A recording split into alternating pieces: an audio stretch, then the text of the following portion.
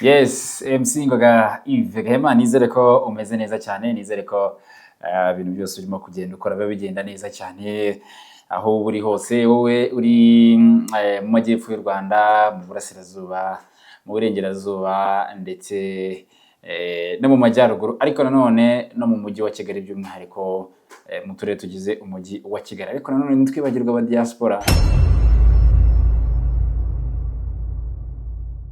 Nicki Minaj, mambo nanazi nana urumva ni indirimbo nayo yagiye itwika. Ni ikimenyetso cyiza rero cyuko abahanzi bacu nyine bamenye ibyo bagomba gukora ndetse n'umuziki bagomba gukora. So nibyo ngibyo nyine urabona ko mu Rwanda nibura hari ahantu tumaze kugera. Niba umuhanzi nka Shafa asigaye akora indirimbo agakorana indirimbo n'umuvandimwe Chris Ize, ukabona ko ari indirimbo ibaye mu matwi y'abantu ikaboostinga abantu bakayikunda. Buri hantu hose ugeze, mu kabari kose ugezemo, mu bitaramo byose ugezemo, nubwo umuhanzi ataba arimo ukajya kumva ngo kuko nge ndabana bana. Ni ikimenyetso cyiza cy'uko indirimbo yabaye isereri mu matwi y'abantu. So ntekereza ko byakabaye byiza n'abahanzi bose muri rusange bakagiye bakora ikintu kizima, indirimbo nziza izakomeza nyine iri mu matwi y'abantu, kuko nk'indirimbo nka Bana ni indirimbo rwose 2024 ni indirimbo njyewe for me ni indirimbo navuga ngo ni song of the year 2024 kuko yarakomye cyane. Si yo gusa za Jugumira ni indirimbo nziza cyane. Phil Peter, Kevin Kade ndetse na Chris Ize nayo ni indirimbo nziza cyane, nayo yabaye rwose imwe mu ndirimbo navuga ngo z'umwaka zagiye zitwara neza cyane. Ubona ko rero nyine batagatiza isoko bakanezeza abantu, ariko nanone bakazamura urwego ku muziki. Nuko bari abahanzi batajya bayiza ngo wenda bicare hano bavuge ibintu cyangwa se feedback babona, ariko ushobora gusanga hari abantu baba approaches bakabwira bati reka dukore remix y'indirimbo runaka, ariko ugasanga baravuze bati wapi urwego wenda tugezeho ntabwo dushaka gukora iyo remix, bakabyihorera. N'abantu rero ubona ko bamaze kuzamura umuziki wabo. Hari hashize igihe Bruce Melody ariwe urimo hano mu Rwanda urimo gukora ibintu bitandukanye, nanamushimira cyane. Hari Bruce Melody hari ukuntu yize ikintu kijyanye no gutegura, anabifashijwemo na 155. Nzanatumira umwe mu banyamakuru ba 155 mwita Jobit Joshua azaze tuganire cyane cyane ku muziki by'umwihariko ndetse n'ibikorwa cyane cyane bera muri 155. Minsi ishize, umwaka ushize, Bruce Melody yagiye ategura aba content creator, arabahuza, arabahostinga, arabakira, arabaganiriza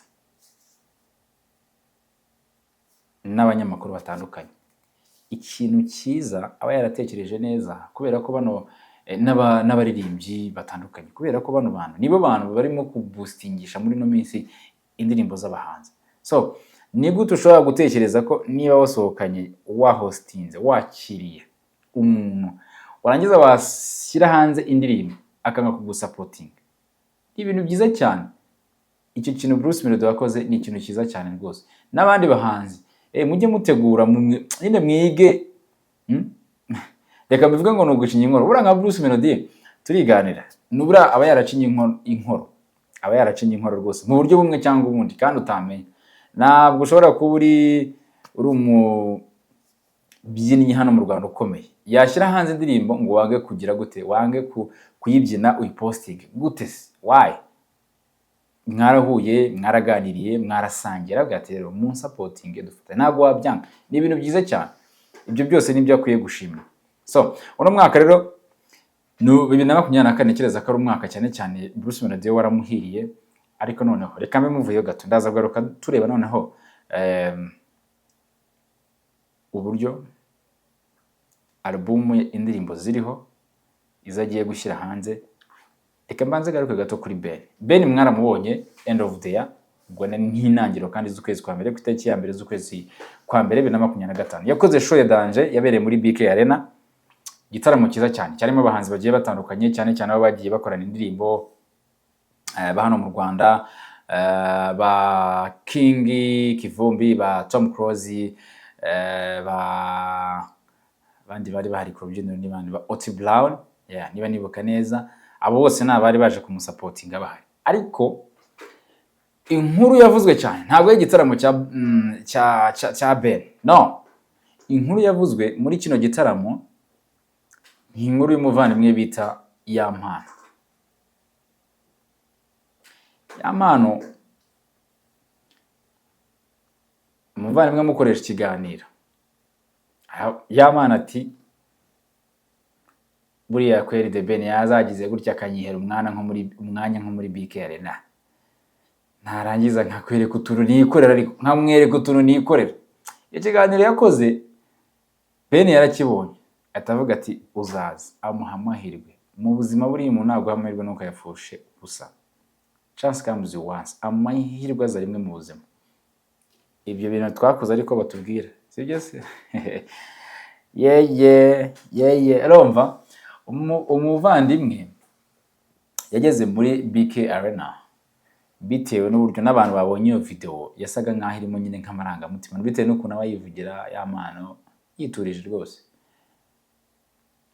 Yageze ku rubyiniro abantu bose baramusapotinga, baramushyigikira, akubita indirimbo ze ngo uzigo kunwa sha. Urumva indirimbo nziza cyane, ni kabucura abiwabo bagakunda kubi. Umuvandimwe aperforminga neza cyane. Kuri ubu ngubu ntekereza ko The Ben nubwo yaba atarabonye amafaranga muri iriya show, hari ikintu gikomeye cyane yashyize ku muziki nyarwanda, yatumye umuntu bita Yampano noneho abantu batangira kumutekereza. Ndatekereza nashidikanya ko uno mwaka twinjemo wa 2025 ibitaramo bizajya bitegurwa, umuntu bita Yampano azajya aba ari umuntu nawe uri aho hafi muri ibyo bitaramo, agatangirwa kuzirikanwa, kubera ko Bruce Melody yatanze ikintu bita platform azamura umuvandimwe. Nibyo tujya tuvuga mu muziki nyarwanda, together we can, dushyize hamwe turashoboye no gusapotinga. Nka kiriya gikorwa yakoze ni igikorwa cyiza, ntazamwibagirwa. Abantu bagiye kutangira babone ko umwana azi stage, bagombe bamuhe nawe igihe.